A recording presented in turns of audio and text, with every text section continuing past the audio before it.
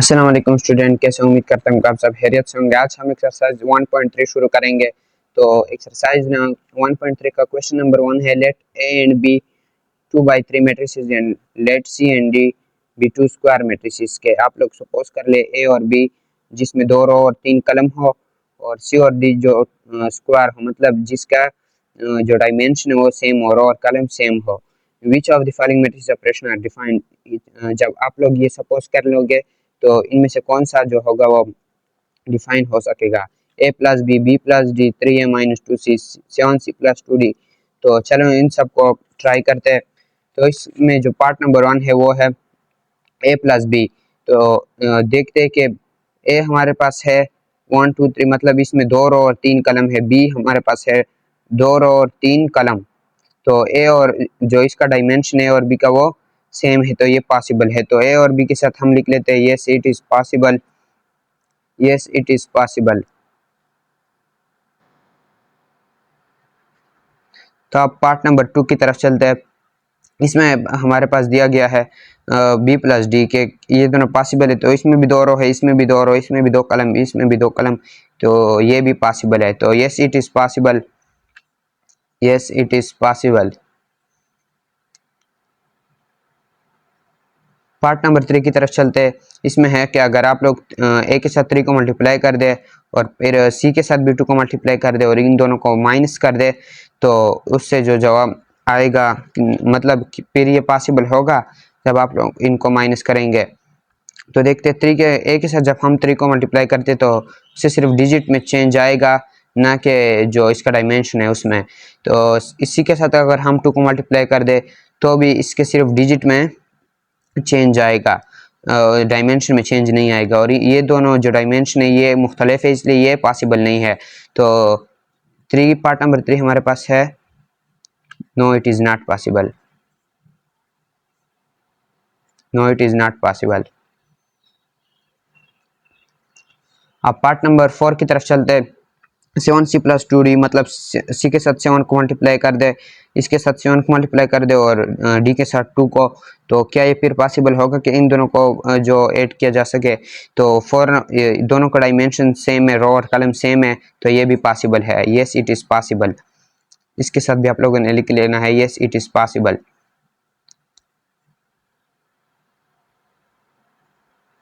अब question number 1 तो हल हो गया। अब क्वेश्चन नंबर 3 की तरफ चलते हैं। Multiply the following matrices by the real number.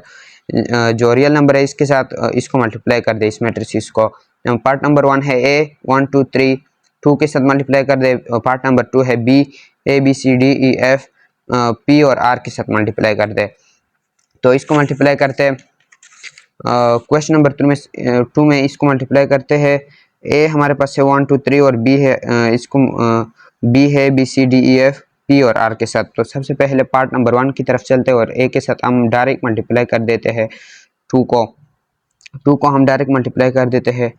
2 के साथ फिर 2, 3 के साथ 2। इससे हमारे पास आता है 2 1 जार 2, 2 2 जार 4, 3 2 जार 6। ब्रैकेट दोबारा से बंद कर दे, ये इसका आंसर हो गया। 2 को हमने मल्टीप्लाई कर दिया। अब पार्ट नंबर 2 की तरफ चलते हैं। इसमें P और R को मल्टीप्लाई करना है। तो B equal to direct multiply कर देता हूँ। ए के साथ P को, B के साथ भी P को और C के साथ भी P को मल्टीप्लाई करना है। उसके बाद D के साथ भी P, E के साथ भी P और F के साथ भी P। इसको मल्टीप्लाई करते हैं AP, BP, CP, DP, EP, FP। Bracket बंद। अब ये हमारे पास इसका आंसर आ गया। अब जो R है इसको आप लोग खुद ट्राई कर ले, आप लोगों की प्रैक्टिस भी हो जाएगी। ये इजी है, मेरे ही क्वेश्चन को देखते हुए आप लोग ट्राई कर सकते हैं इसको। ये इसका आंसर हो गया। अब क्वेश्चन नंबर 3 की तरफ चलते हैं। फाइंड मैट्रिक्स एक्स, कि इसमें जो x है उसकी वैल्यू फाइंड करें। अगर जो 4 है 4x इक्वल टू है 1 2 1 4 2 3 -1 9 7, इसकी वैल्यू फाइंड करें। तो x की वैल्यू फाइंड करते हैं। तो क्वेश्चन नंबर 3 में हम x की वैल्यू को फाइंड करते हैं। इसमें सबसे पहले हमने 4 को डिवाइड करना होगा दोनों साइडों पर। 1/4, 2/4, 1/4, 4/4, 2/4, 3/4, -1/4, 9/4, 7/4। दोनों साइडों पर जो डिवाइड करना है इसको, ताकि जो x है उसकी वैल्यू हमारे पास आ जाए। दोनों साइडों से x को मैंने कैंसिल कर दिया, 4 को मैंने कैंसिल कर दिया दोनों साइडों से, तो x हमारे पास आ गया 1/4, 1/4, 2/4, 1/4, 4/4, 2/4, 3/4, -1/4, 9/4, 7/4।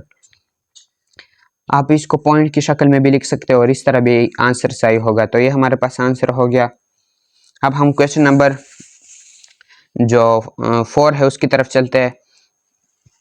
If a 1 2 3 4 5 6 and b -3 -2 1 -5 4 3 then find 3a -b। अगर a और b ये है तो 3a और -3 a के साथ 3 को मल्टीप्लाई कर दे और फिर इससे b को माइनस कर दे, फिर v को माइनस कर दे। तो क्वेश्चन नंबर 4 को सॉल्व करते हैं। पहले हम a के साथ 3 को मल्टीप्लाई कर देते हैं।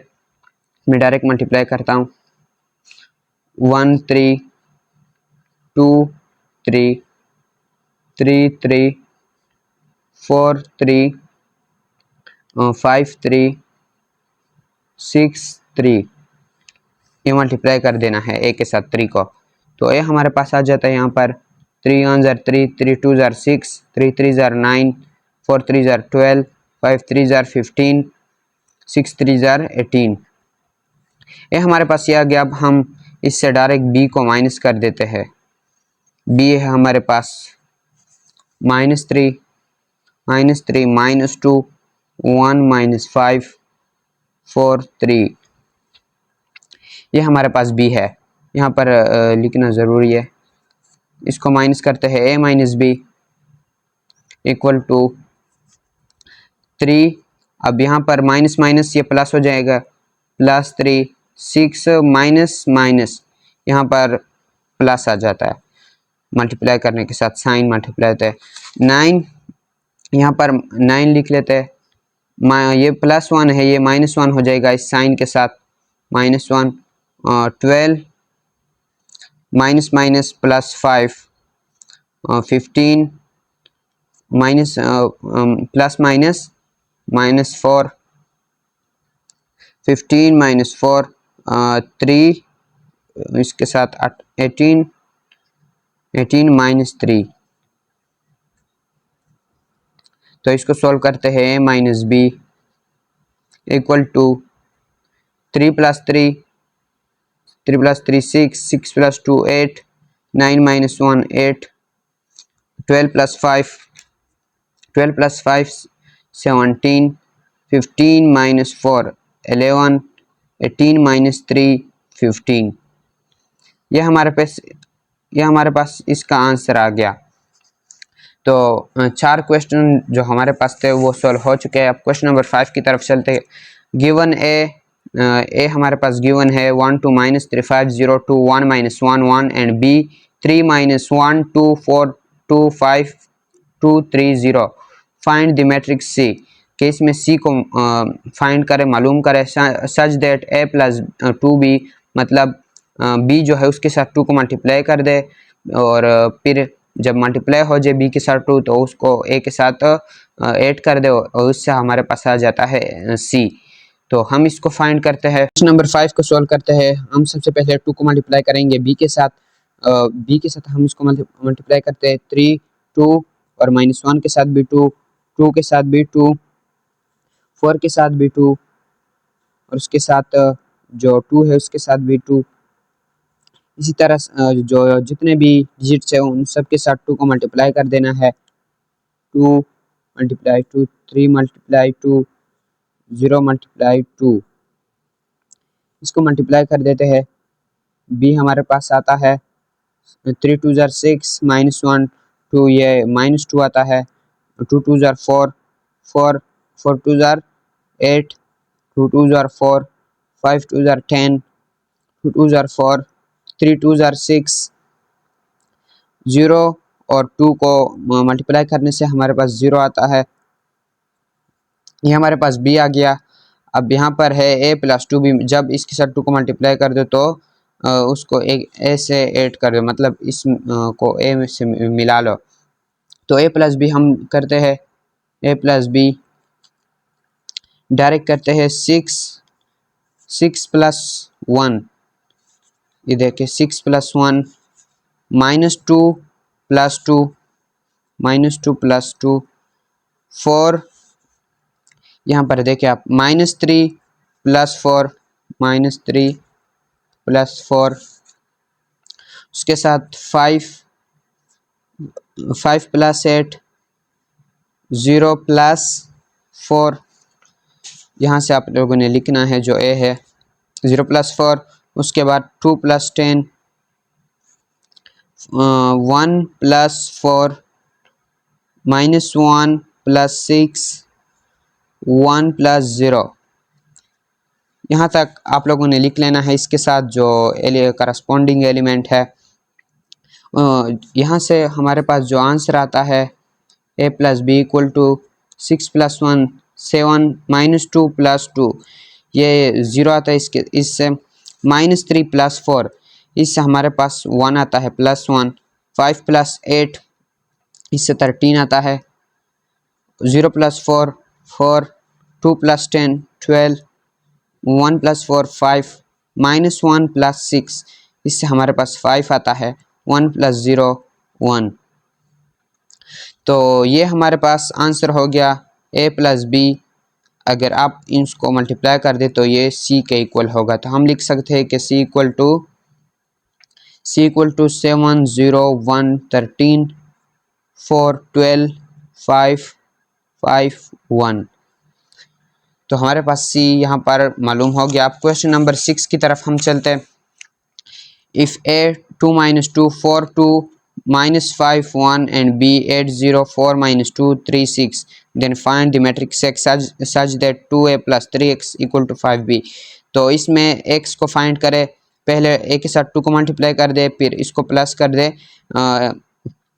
3x और फिर 5 को b के साथ मल्टीप्लाई कर दे। तो इसको सॉल्व करते हैं। तो क्वेश्चन नंबर 6 को सॉल्व करते हैं।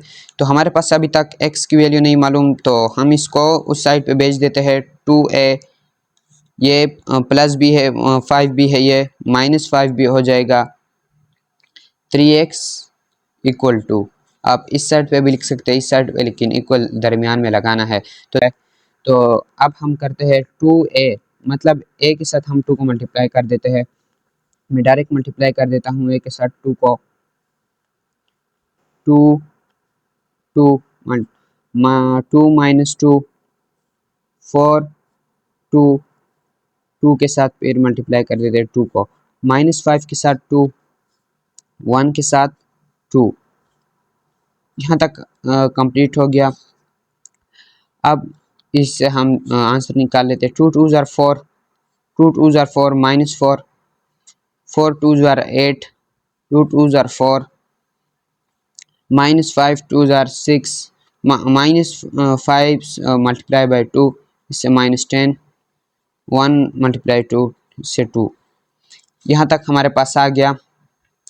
अब हमने मल्टीप्लाई करना है 5 को b के साथ, तो हम डायरेक्ट मल्टीप्लाई कर देते हैं 5 को b के साथ।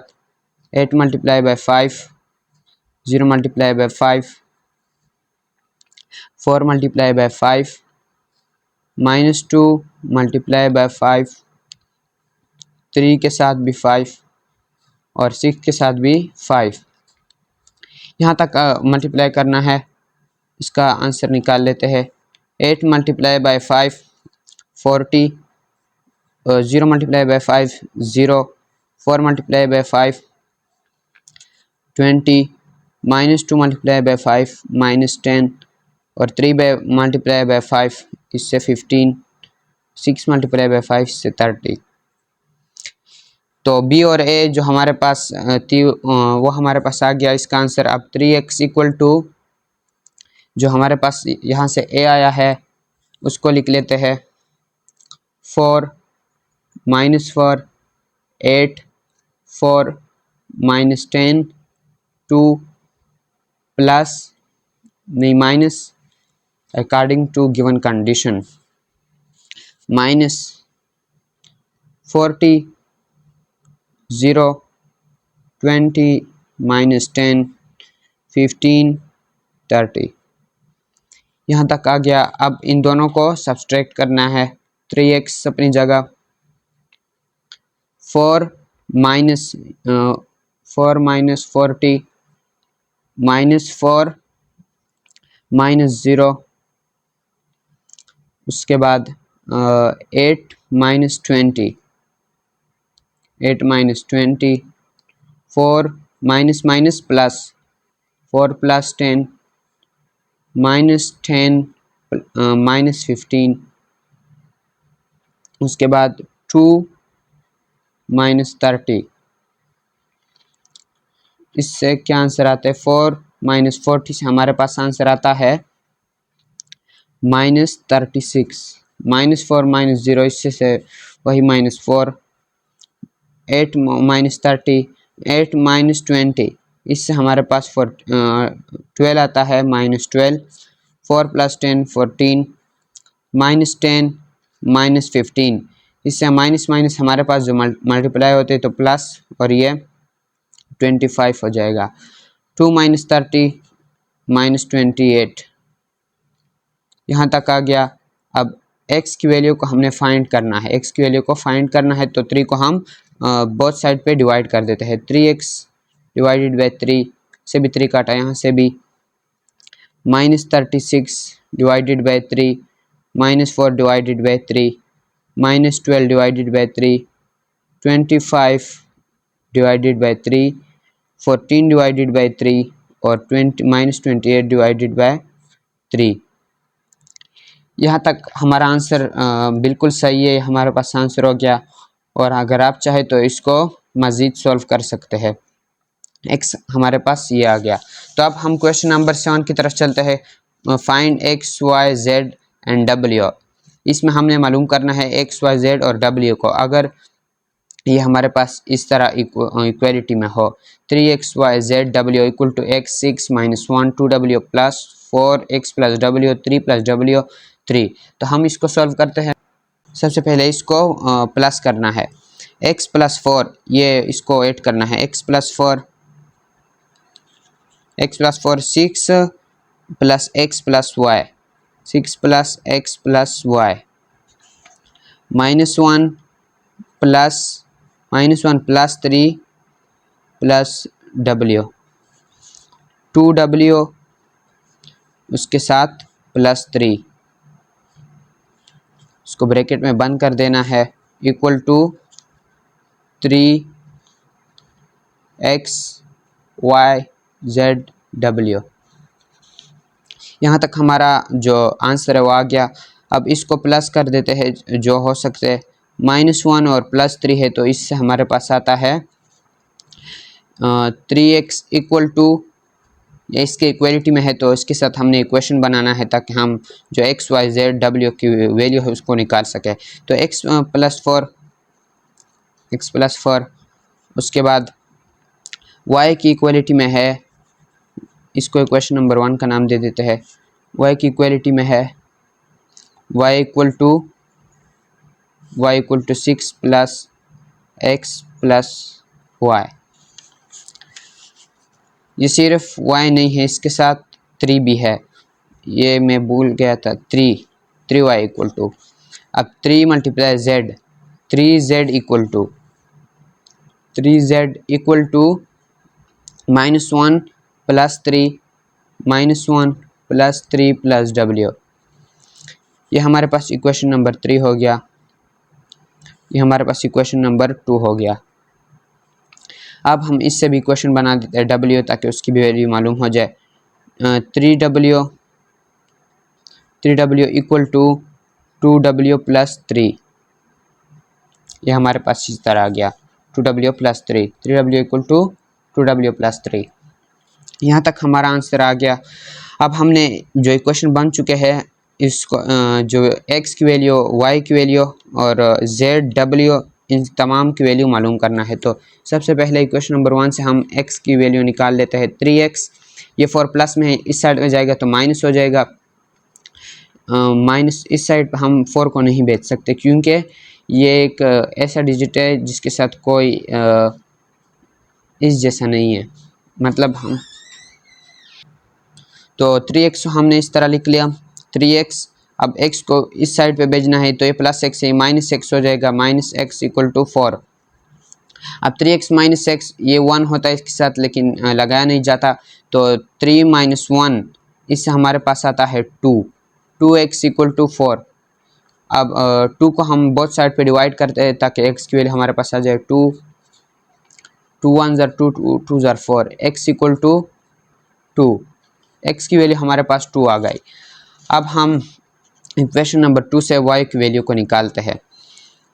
3y equal to 6 plus x हमारे पास 2 है इसलिए हम पुट कर लेते हैं x की जगह 2 को, 2 प्लस y। अब 3y equal to 6 plus 2 8 plus y। अब इस y को हम इस साइड पे भेज देते हैं 3y माइनस y, ये प्लस y है minus y equal to 8। 3y ये 3 और ये 1 है, लगाया नहीं जाता इसलिए 3 minus 1 2y equal to 8। y को निकालने के लिए 2 को हम बोथ साइड पे डिवाइड कर देते हैं, 2 1 ज़र 2, 2 4 ज़र 8, y हमारे पास आ गया 4, y की वैल्यू भी हमारे पास 4 आ गई। अब हम इक्वेशन नंबर 3 से z की वैल्यू को निकाल लेते हैं। यहाँ हमारे पास z की वैल्यू अभी तक नहीं निकल सकती जब तक हम w की वैल्यू ना निकालें, क्योंकि इसमें दो ऐसे डिजिट है जो मुख्तलिफ है, ऐसे एलिमेंट है जो मुख्तलिफ है, इसलिए हम w को पहले निकालेंगे, यहाँ से फाइंड करेंगे। 3w equal to 2w plus 3, 2w plus 3। तो हम 2w को इस साइड पे भेजे तो ये माइनस 2w होगा इक्वल टू 3, 3 माइनस 2 इससे हमारे पास आता है 1w, हम 1 को नहीं लगाते इसलिए सिर्फ w इक्वल टू 3, w की वैल्यू हमारे पास 3 आ गई। अब हम इस w को पुट कर सकते हैं इक्वेशन नंबर 3 में ताकि हमारे पास z की वैल्यू आ जाए।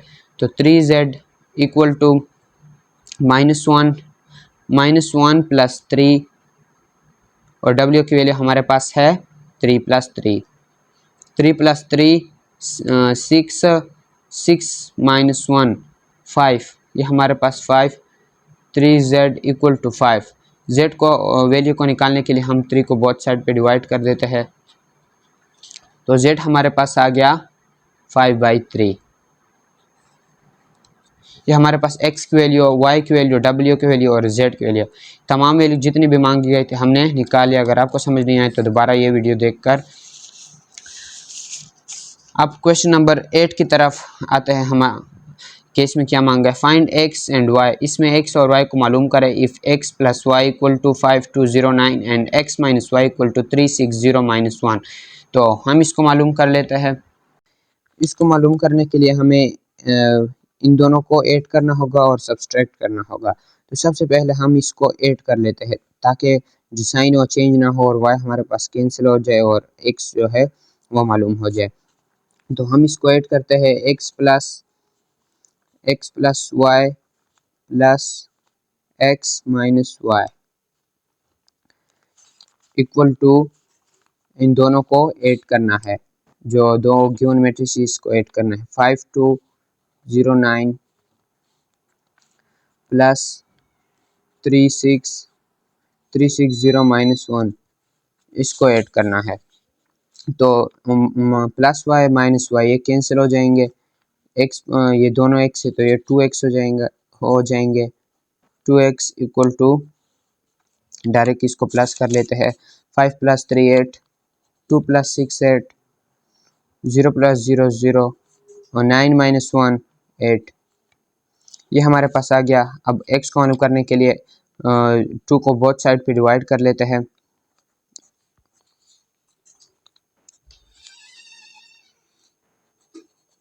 डिवाइड कर लेते हैं 2 को बोथ साइड पे।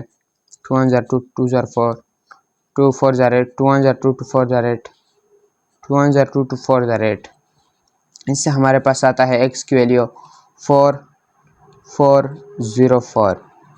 x की वैल्यू तो हमारे पास आ गया। अब हम y की वैल्यू को निकालेंगे। तो इसके लिए हमें सब्सट्रैक्ट करना होगा ताकि जो साइन है वो चेंज हो जाए और x जो हमारे पास है वो कैंसिल हो जाए और y हमारे पास आ जाए। तो इसको हम सब्सट्रैक्ट करते हैं। x plus Y minus x minus Y equal to 5209 minus 360 minus 1।